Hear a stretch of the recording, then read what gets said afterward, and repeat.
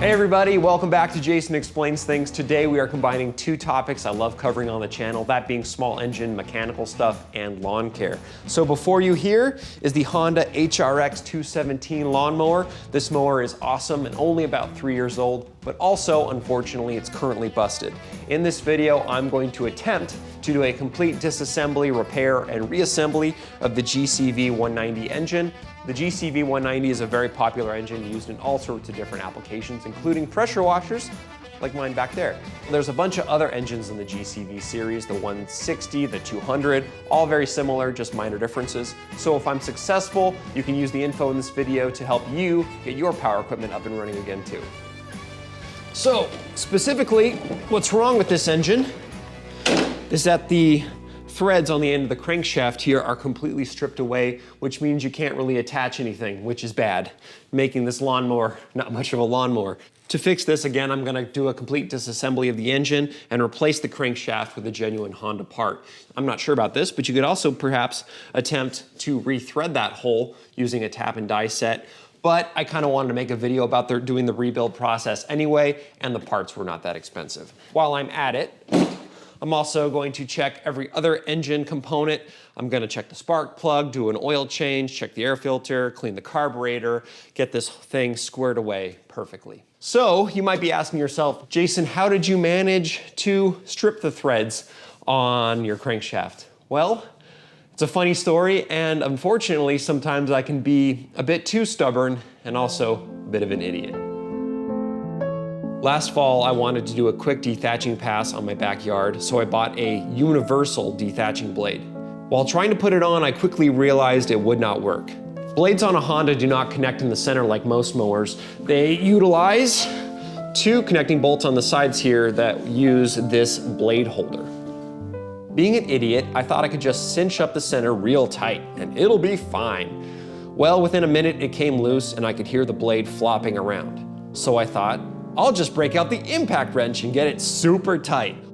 What could possibly go wrong? But the blade came loose again and it was getting hard to cinch up that center bolt. I tried to reattach the original blades and just finished mowing, but the damage had already been done. The whole stock blade assembly came flying off and hit the ground violently, bending the blade. In shame, I went and bought another Honda mower to replace the one I broke, with my stupidity. But now I'm back, here to right my wrongs, and if you need to repair one of these engines, hopefully this video will help you get up and running too. All right, let's get started.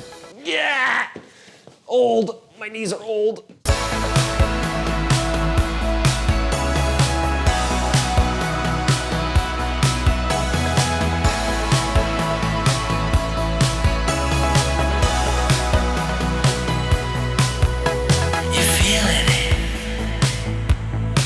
To your last $5 to smokes, you got big dreams. You're just an ambitious proletariat, questioning. All right, well, I wanted to take a quick little pause and kind of point out a couple things before we keep taking this apart. Everything is going apart very easily and nicely. This engine is definitely designed quite well. I'm keeping everything together with its hardware all nice and tidy so that it is not confusing and I don't mix anything up as I'm putting stuff back together. The flywheel and the ignition coil are the next two things to get removed so I can keep taking things apart. Right here, if you notice right there, is your blade brake, and this right here is your engine on-off switch right there. So, you know, when you're going along mowing your yard, you have the handle held in, which pushes this little button in here, allowing your engine to run. You let go, stops your blade, and turns your engine off. So you don't cut off your feet or whatever. So next thing to come off actually is the ignition coil. I used a feeler gauge to check the gap, and it is 0.016. Cool, well, let's get back to work. For the first time.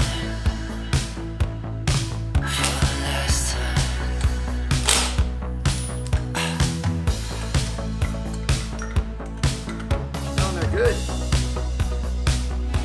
Whoa! And it's off. Whoa! Cool, well, our engine is all nice and clean now. I went ahead and built this little stand out of scrap 2x4s so that I can place my engine here nice and secure on this makeshift table I'm working on. So, next step in our disassembly to finally get at the crankshaft is to go ahead and remove the valve cover. The valve cover here is actually a one-time use part. So it's a fairly thin metal. I went and sourced another one. So same one. It was really cheap, like $5 for a genuine Honda part for 10mm bolts.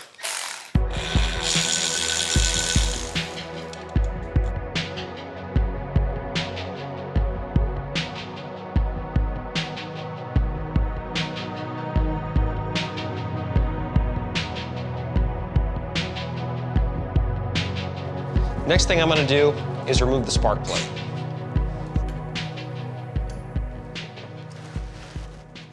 Yeah, our plug definitely looks fine. Okay, with the cover off, we can take a look at a couple things. So this right here is your camshaft pulley, and you can see this rubber belt, that is your timing belt.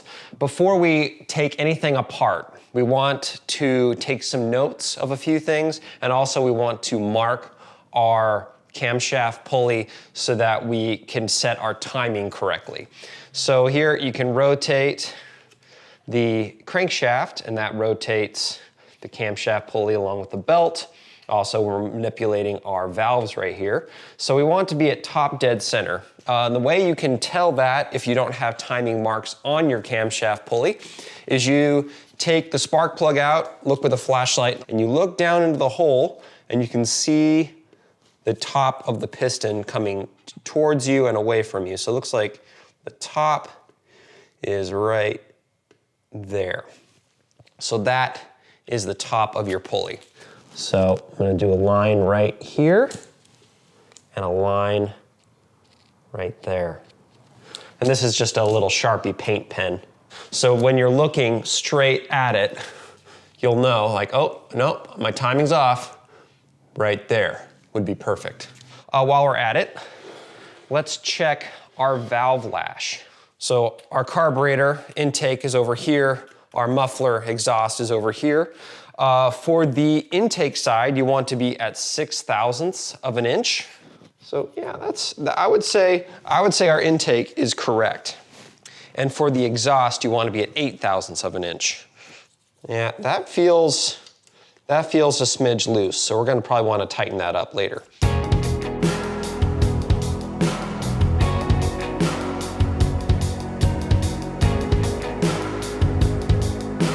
One other quick thing you want to do before moving on is you want to make sure that this actuation still works on your camshaft pulley. Otherwise, if that didn't snap back, you'd want to replace this part. It's fine.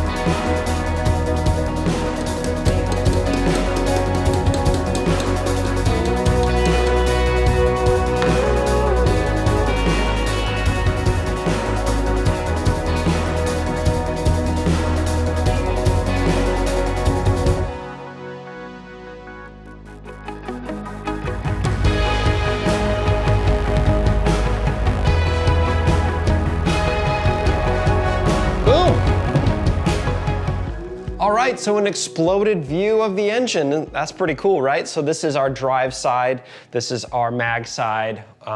So flywheel would be here. Blades, obviously, bottom of the engine. Here is the crankshaft that we're gonna be replacing. So a couple little things I'm gonna point out while we have it apart, just so you kind of understand what everything is and does. Here's your governor gear right here. You know, if you watch my mini bike videos, you know all about that. Right here is your timing belt. I am gonna remove that in a little bit, and it does matter which side goes up and which side goes down. So like I did with the camshaft pulley, I'm going to mark this. So this white mark, and I'm gonna do 2 just in case this goes away by accident, that is what I want to be facing up. So I have a couple little marks on there. We're gonna just slide this over like this. Take that out, set it aside. You have a washer. Again, it matters what side is facing up and what side is facing down. There's a bit of a lip right here. I'll get a close up on that camera in a second. As you can kind of see, there's a little bit of a concave, kind of like beveled edge on this one. All right, last step before we remove our crankshaft is to loosen these 2 fasteners right there. 10 millimeters.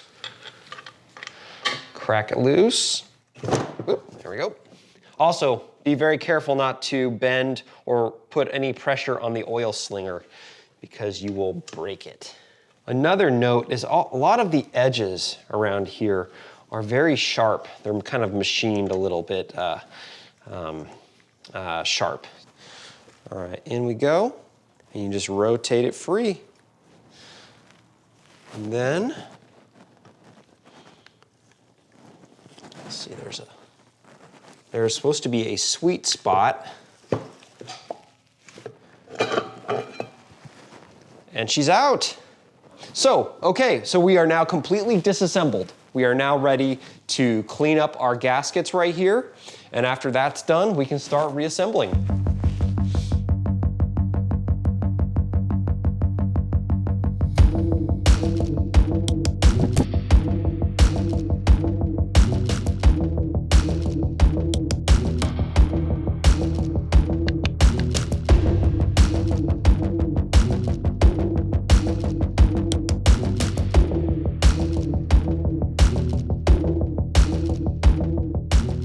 We are just about ready to start putting things back together. Last thing I want to mention is we want to apply some engine assembly lube onto all of the different journals, all those spots along here as well, so that there are no, metal to metal contact points that have any, we don't want those to be dry.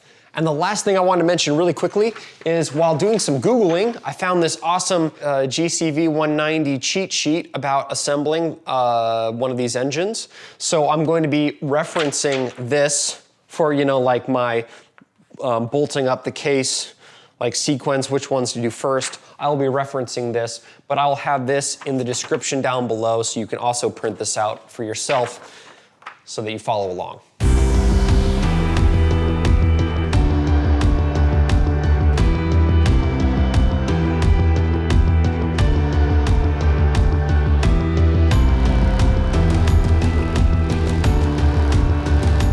Check the movement here.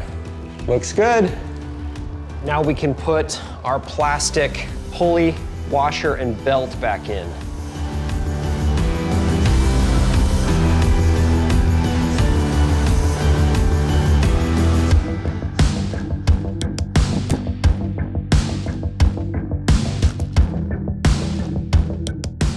That looks fantastic. Look here and make sure I got, oh, there's a little piece of grime right there. Make sure I got every single little piece of grime done. Time to put the case back together.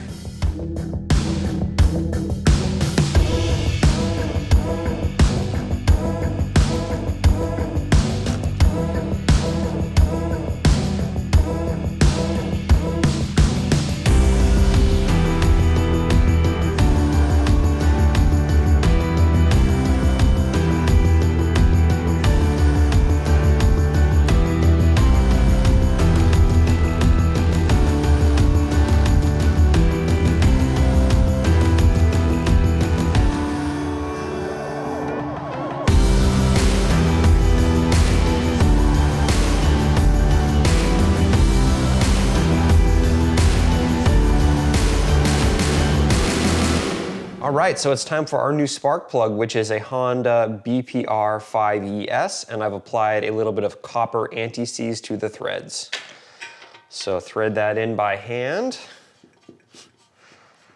like so. A 21mm socket, deep socket, tighten it down, and then just a little quarter turn like that. Don't over tighten that. Okay, so it's time to clean our carburetor and put it back on the engine. I always try to run my engine dry, meaning after I'm done mowing the lawn, I turn the fuel off with the shutoff valve and let the engine die out. So I am guessing, honestly, that these jets are going to be pretty darn clean. So first we'll take our bowl off. Oh, you can actually, all right, interesting. Well, you can just get at the main jet. Anyway, looking down in the hole, I see the main jet right there. So I'm gonna use a small screwdriver. Crack that loose. There it goes. Oh, okay, cool. So here is your main jet and your emulsion tube. You can see my hand through there. Oh, yep, I can see it. That means it's clean, which it is. Stick your red tube into the jet. I'm gonna shoot into the rag here. And it went right through there just fine. So that is nice and clean. Gonna do the same thing with the tube behind it here. I feel pretty confident that this thing is clean. But again, while I have everything apart, just gonna shoot into each hole.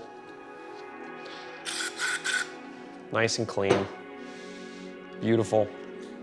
Also, before I put everything back together, right here you can see the inline fuel filter. The screen looks nice and clean. I'll go ahead and spray that a little bit as well.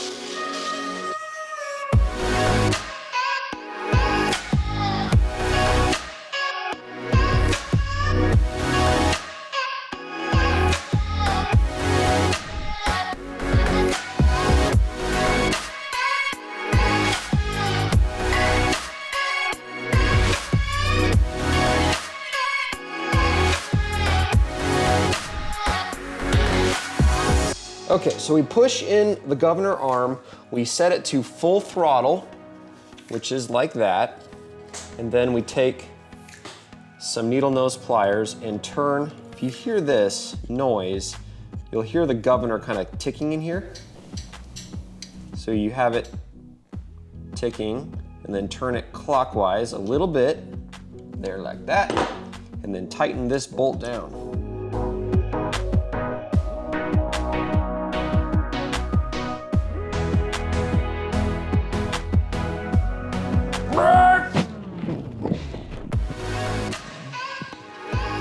Oh, wait, I got it. I got it.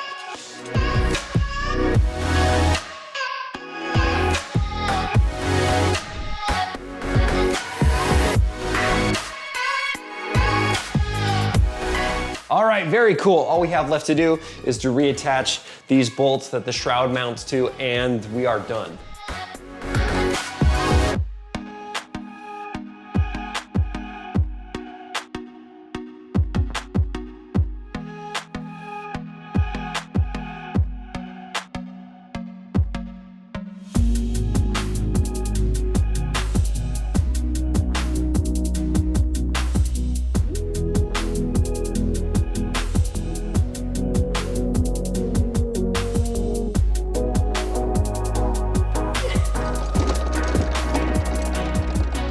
All right, everybody, moment of truth.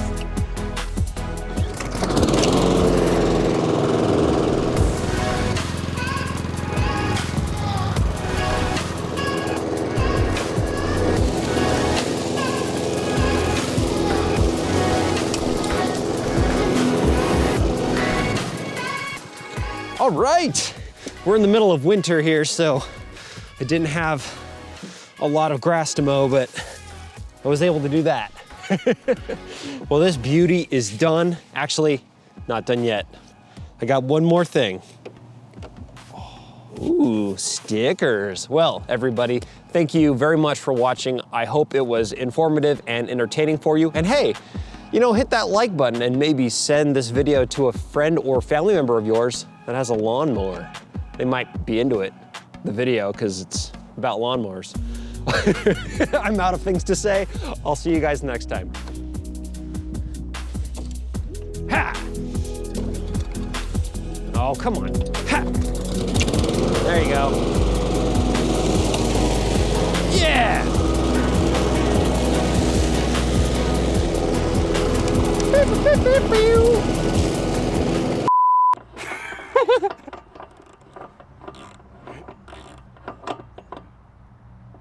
Okay, that's good.